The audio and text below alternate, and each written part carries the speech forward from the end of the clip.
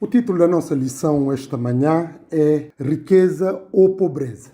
É um título bastante pertinente, como os outros títulos que temos vindo a estudar desta revista, mas também das outras revistas que nós temos estado a estudar ao longo desses anos todos. Mas quando nós falamos de riqueza ou pobreza, normalmente não são temas que são consensuais, na medida que cada um acaba por ter a sua construção, a sua mundividência, as suas teorias, as suas concepções em relação a esses assuntos. A riqueza e a pobreza são assuntos recorrentes no nosso contexto social e na nossa convivência diária. As pessoas, desde que nascem, são logo a priori estimuladas a procurarem a riqueza, a abandonarem a pobreza e procurarem, enfim, ganhar mais dinheiro para poderem ser ricos. Porque convencionou-se que quando uma pessoa é rica, quando uma pessoa é afortunada, é sinônimo também de felicidade. Há essa concepção praticamente em todas as culturas, de achar que quanto mais temos dinheiro no bolso, é sinônimo que somos mais felizes. Por quê? Porque nós conseguimos ter poder e esse poder habilita-nos a poder conquistar coisas que a priori, se não tivermos dinheiro, não conseguiremos. Esta é a razão pela qual, desde tenra idade, ou a partir do momento que começamos a ganhar consciência de nós mesmos, somos estimulados a procurar ter a riqueza, de trabalhar e sermos poupadinhos ao ponto de poder chegar a patamares elevados, neste caso, ter a riqueza. Até aqui nada de mal, pronto, na medida que nós temos que procurar progredir, temos que procurar avançar, temos que procurar melhorar a nossa condição de vida. Mas, de um outro lado, há contra, porque se é verdade que podemos considerar prós essa questão de ter oportunidades ou esforçar-se para ter oportunidades para poder se ingrar na vida, mas nós também sabemos que há contra quando isto é estimulado de uma forma equivocada, de uma forma errada. Desde logo, nós sabemos que o facto de uma pessoa ter dinheiro não é garantia absoluta que essa pessoa vai ser feliz, que essa pessoa vai ser a melhor pessoa ou que essa pessoa vai ter uma vida melhor. Não é. Embora socialmente apregoam isto. É isto que nós ouvimos nos mídias, nas conversas, nas convivências e, enfim, nas ansiedades e perspectiva de modo de ser e de estar das pessoas. É isso que vamos escutando. Mas essa visão é uma visão equivocada, na medida que só o ter dinheiro, ser rico, não é garantia de ter uma vida melhor. Quando digo vida melhor, estou a falar numa perspectiva de ter paz, de ter equilíbrio, de ter harmonia, de ter o amor. Não é sinônimo dessas coisas. Essa é a primeira questão. E a segunda questão, nós sabemos que a pobreza é vista como sendo algo negativo. E é verdade em determinados casos. Se a pessoa não tem o mínimo de sobrevivência ou está a viver no limiar da pobreza, isto não é o ideal nem é o desejável. As pessoas têm que ter um mínimo de sobrevivência. Quando dizemos o mínimo de sobrevivência, ter uma casa, ter comida, ter oportunidade de poder trabalhar e, enfim, também ter saúde. Mas, acima de tudo, saúde está em primeiro lugar. Pronto. Para a pessoa mais ou menos ter o básico para poder sobreviver. Pronto. Se a pessoa não tiver básico para poder sobreviver, está a viver no limiar da pobreza, isso também não é bom para a própria pessoa em si. Por quê? Porque retira-lhe todas as potencialidades e cria-lhe outras situações adicionais que poderiam ser evitadas se não estiver nessa situação de extrema pobreza. Extrema pobreza põe em causa a própria dignidade do ser humano. Uma pessoa que vive debaixo, numa pobreza extrema, ele perde a dignidade enquanto ser humano. Por quê? Porque essa pessoa fica dependente, fica vulnerável, fica marginalizada, fica posto do lado. Logo, isto também não é correto. Por isso, e nem é isso também que Deus criou-nos para ser. Nós temos que ter a dignidade e esta dignidade requer o básico para a nossa sobrevivência. Pronto. Mas o apóstolo Paulo aqui, que nós vamos ver depois, a sua construção em relação à temática da riqueza, como eu estava a dizer, nós não devemos, enfim, valorizar a pobreza, porque o mérito não está na pobreza, nem o mérito está na riqueza. O mérito está, acima de tudo, em Deus. Não é na riqueza nem na pobreza.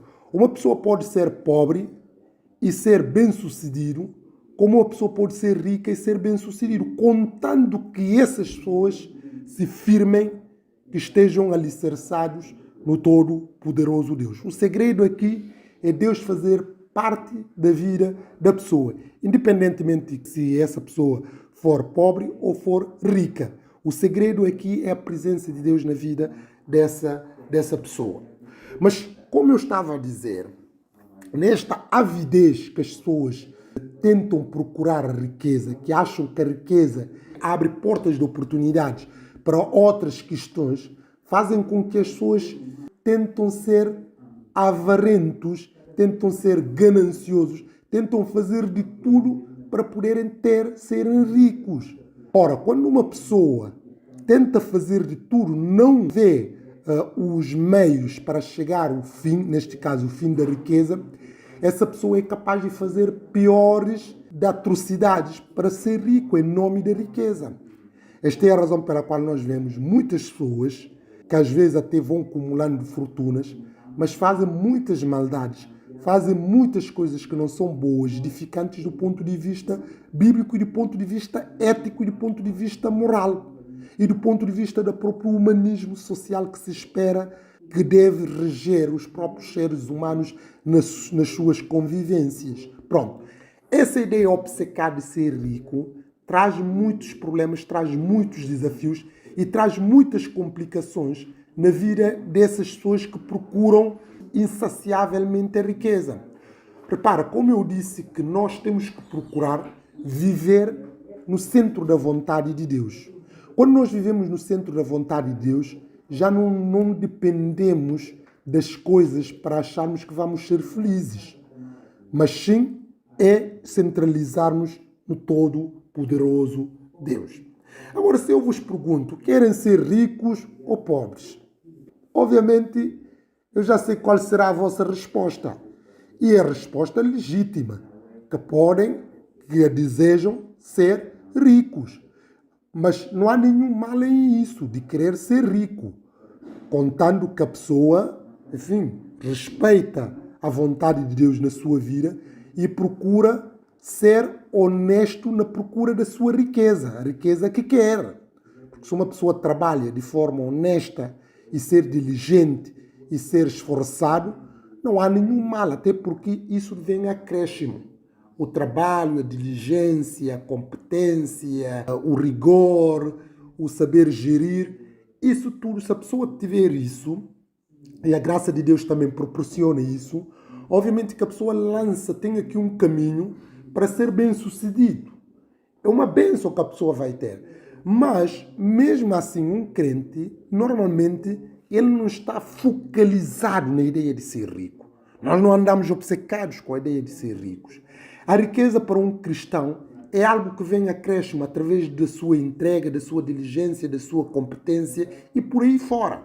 Agora, parte errada quando aquelas pessoas que procuram riqueza a todo custo e achando que a felicidade, a sua paz, tranquilidade, harmonia está no dinheiro, aí essas pessoas vão ficar decepcionadas, porque não é bem assim. E nós vamos ver isso neste estudo que vamos estar a estudar. Por isso eu convido-vos a abrirem a Epístola do Apóstolo Paulo ao Timóteo, no capítulo 6, para lermos de versículo 6 até versículo 19. Nós vemos aqui que o apóstolo Paulo começa a fazer a sua exortação aos crentes pobres. Aos crentes pobres para poder ilustrá-los, esclarecê-los sobre não só a sua condição, como chamar a atenção para os perigos que são associados a essa ideia desenfreada de quererem ser ricos a todo custo. Há riscos e há problemas sérios quando uma pessoa está focalizado, está obcecado, está deslumbrado com essa ideia de ser rico a todo custo. Por isso o apóstolo Paulo começa a fazer a sua exortação, uma chamada de atenção aos próprios pobres para a importância de não ficarem obcecados com a ideia da riqueza. E ele diz, como nós lemos logo no versículo 6 do mesmo capítulo 6, mas é grande ganho a piedade com contentamento. A piedade com contentamento. Isso aqui, o que o apóstolo Paulo está a falar, está a referir concretamente à religião. A religião é fonte da piedade.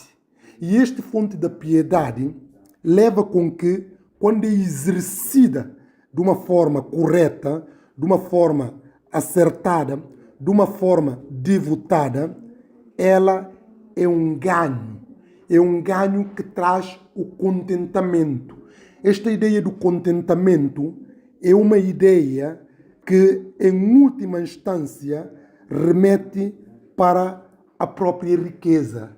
De a pessoa ser rico, da pessoa ser adornado com aquilo que é o mais importante, que é o mais essencial, que é o mais ideal. Quer dizer, a riqueza como sendo o contentamento, essa ideia do contentamento, essa ideia de estar esvaziado de um materialismo que é que o mundo procura e centralizar-se em Deus. A piedade, quando é exercida de uma forma correta, a religião, quando é vivida na sua plenitude, é só riqueza que habilita.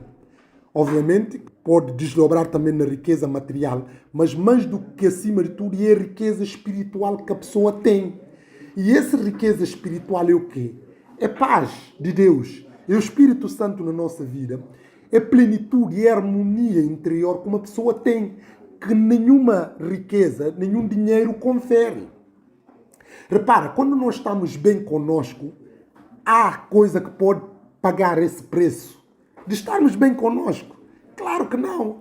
Há pessoas que andam muito atormentadas, pessoas que andam muito desgostadas, pessoas que andam com ansiedades, com depressões, com problemas. Porquê? Porque não tem paz interior. Aliás, no mundo cada vez que nós vivemos, que se enfatizam muito a questão de saúde mental, quer dizer, é um problema sério que às vezes até pode atingir pontualmente em determinados casos os crentes. Mas se nós formos ver, a religião, quando é exercida de forma correta, ajuda-nos a blindar por muitos outros problemas que nós vamos enfrentando. E falando nessa questão de saúde mental, às vezes brinco com os meus colegas seculares, porque como sabem que agora está na moda, que as pessoas têm que fazer terapias e essas coisas todas, e por aí, enfim, pronto. Eu às vezes digo que eu não preciso de terapia. Não preciso de terapia, por quê? Porque não é que estou a subestimar profissionais que fazem isso. Mas nota, nós quando estamos aqui na igreja, nós fazemos terapia semanalmente. Porque essa escola dominical que nós temos, que é um momento de reflexão e de interação que temos uns com os outros, a pregação que nós ouvimos, que é uma exortação bíblica, quer dizer, isso são bagagem. Repara, eu não sei se alguém já teve experiências de fazer essas terapias. Essas terapias é mais ou menos a conversa que as pessoas vão tendo com os profissionais e a forma de orientar e dar uma visão positiva da vida. O que é que nós fazemos semanalmente? É isso. A exortação que nós somos é preparar as pessoas a encarar a vida numa dimensão muito além do que aquilo que possa aparentar. Através da escola dominical, através das próprias pregações, mas também da coinonia que nós vamos tendo uns com os outros, porque os crentes aconselham-se mutuamente logo. Nós já estamos sempre a fazer terapia, a pessoa não precisa. E mesmo naqueles casos que são mais especiais, nós temos pessoas com que recorrer. Infelizmente as pessoas do mundo não têm muito disso. Não têm essa conexão que nós temos. Por isso eu digo assim, olha, quer dizer, terapia, não estou a substituir, mas não preciso, porque eu faço isto recorrer. E para não falar de próprio nós, esse autoexame que nós fazemos através das meditações na Palavra de Deus que vamos fazendo, isso tudo é uma forma de nós podermos blindar a nossa mente e a nossa espiritualidade estarmos em harmonia, em sintonia, em reconciliação. Repara, quando se fala de traumas do passado, o que é que se ensina ali para superar esses traumas? É perdão, a ideia de perdão para poder libertar. O que é que a Bíblia ensina? Não é de nós podemos perdoar e seguirmos em frente e deixar tudo nas mãos de Deus. Isso que ensina. Porque quando uma pessoa está traumatizada, é porque aquilo que lhe aconteceu no passado ainda, ele continua a personificar essas coisas. E a pessoa precisa libertar desta carga negativa, desse mal que lhe tem acontecido, para poder encontrar a sua felicidade. A Bíblia é isso que nos ensina. Quando a Bíblia fala-nos constantemente, temos que perdoar, não temos que pagar mal por mal, temos que ter fé em Deus, temos que saber que as coisas amanhã serão melhores. Quer dizer, o que vão falar nessas coisas todas de terapia, não há nenhuma novidade que falam que nós não falamos na igreja. Isso é abono da verdade. Pronto. Logo, essa ideia de religião como sendo fonte do contentamento, da alegria, é religião quando é exercida, quando é vivida de forma completa. Por isso o apóstolo Paulo foi muito claro, muito categórico nesta verdade. Ele diz assim, mas é grande, não é qualquer, é grande ganho a piedade com contentamento, porque isso produz muitas riquezas. E isso está a exortar aqueles pobres que eram lá, que achavam que a sua vida de pobreza material era tipo um fracasso do ponto de vista social, mas não é um fracasso. Porque se reparar, como é que uma pessoa pode considerar que é um fracassado se essa pessoa, só porque ela é pobre, quer dizer, não pode ver as coisas assim. Não pode, mas nós sabemos, como eu já expliquei na nota introdutória, como é que o mundo pensa. Mas aqueles crentes não eram pobres. Eram pobres do ponto de vista material, mas eram grandes ricos que estavam ali. E essa é a riqueza que se advém da própria verdadeira religião. Mas o apóstolo Paulo não parou só nesta exortação. Ele aqui muito categoricamente, mas é grande ganho a piedade com contentamento. E depois ele vai explicar o porquê. Porque nada trouxemos para este mundo e manifesto é que nada podemos levar dele. Nesta outra versão diz, quando viemos ao mundo, nada trazíamos. E quando formos embora, também nada podemos levar. É verdade, alguém veio, quando nasceu, veio com alguma coisa aqui.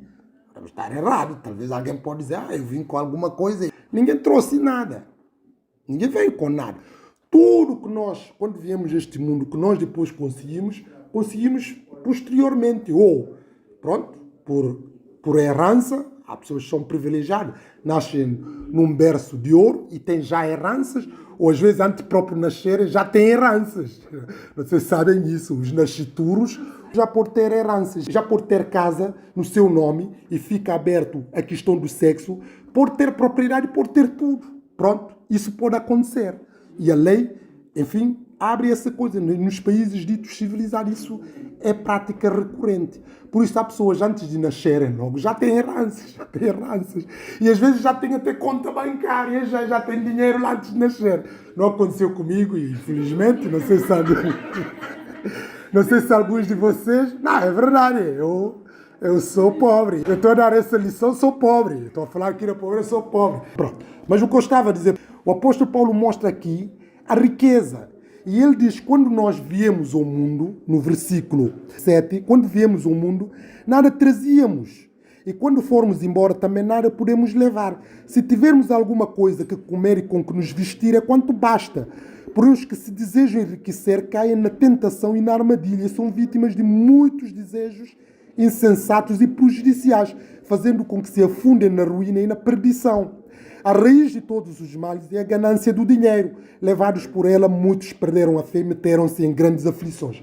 Essa ideia de obsessão por dinheiro, o que é que traz? Traz problemas.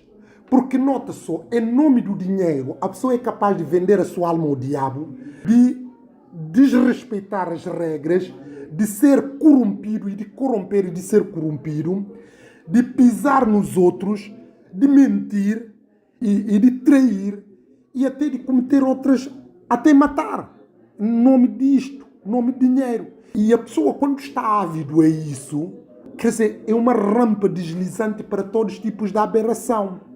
Esta é a razão pela qual nós vemos que as pessoas que são ricas, porque a riqueza o que é que faz? Abre também portas para muitas oportunidades. E essas oportunidades podem ser brechas para a perdição.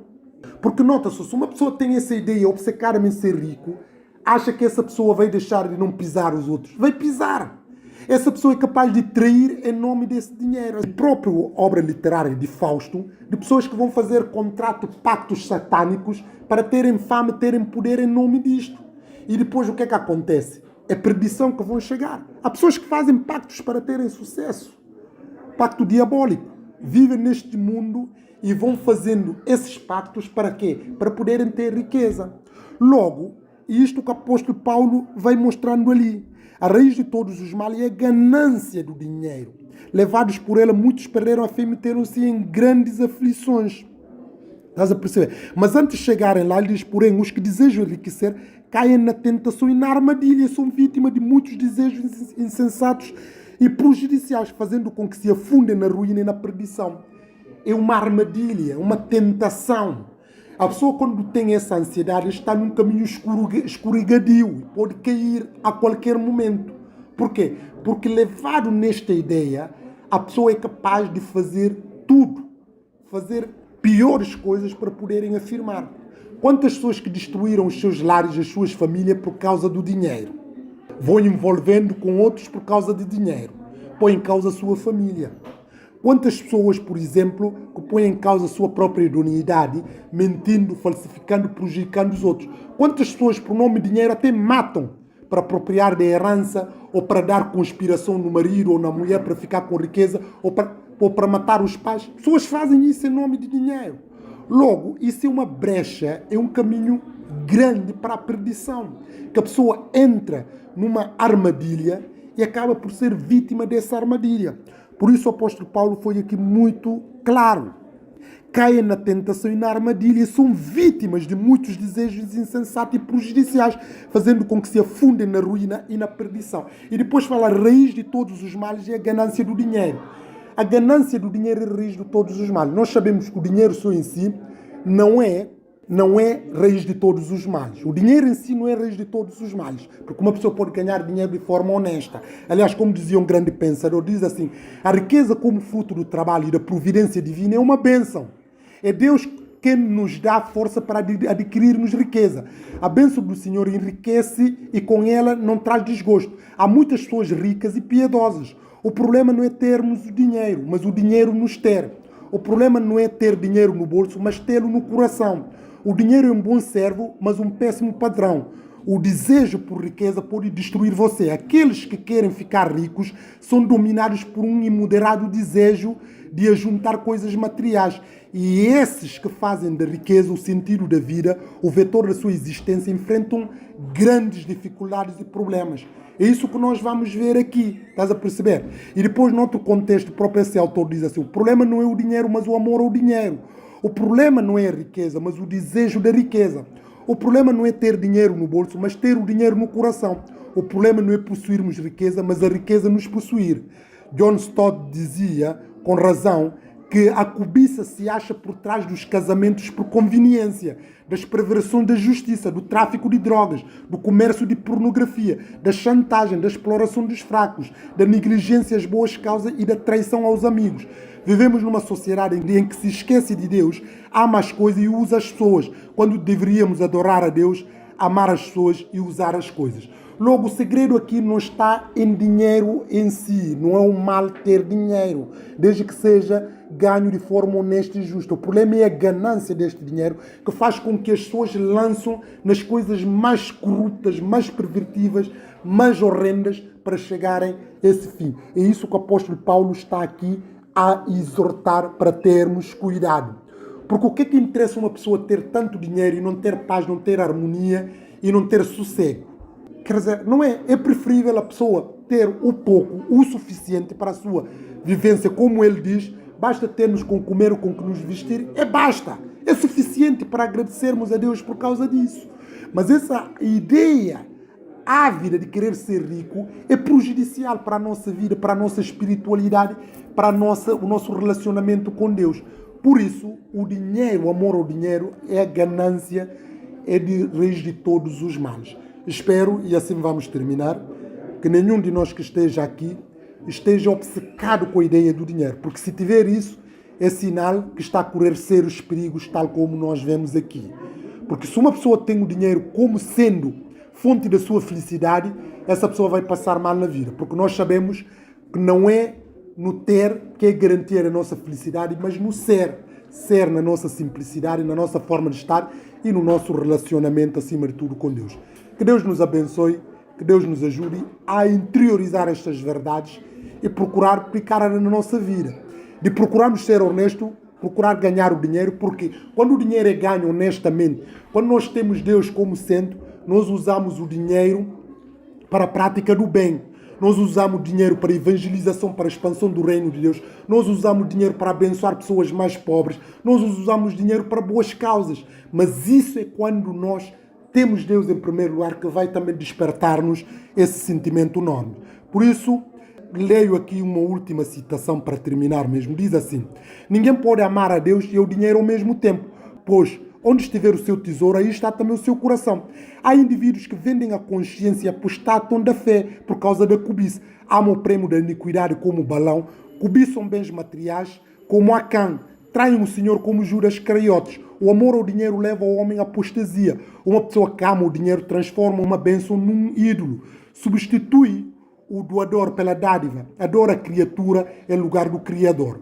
Por isso nós vemos que, com essa situação, o crente que tem essa questão, ele se flagela a si mesmo com muitas dores e atormenta a si com muitas dores, porque nós sabemos que essa pessoa acaba por apostatar, acaba por abandonar a fé. O amor ao dinheiro leva as pessoas a abandonarem a igreja, levam as pessoas a afastarem do caminho de Deus, porque já não tem tempo para Deus, tem tempo para buscar dinheiro e procurar dinheiro e viver em torno do dinheiro. Que Deus nos ajude a não naufragarmos na fé, a não perdermos o fio condutor de saber qual é a nossa verdadeira fonte da riqueza, que é o Senhor Jesus Cristo, que é a sua palavra, o seu evangelho, que é a sua igreja. Que Deus nos abençoe, que Deus nos ajude. E vamos terminar com uma palavra de oração. Tenho aqui uma minha frente, o irmão, e peço para terminar com uma palavra de oração, se faz favor. Amém, amém.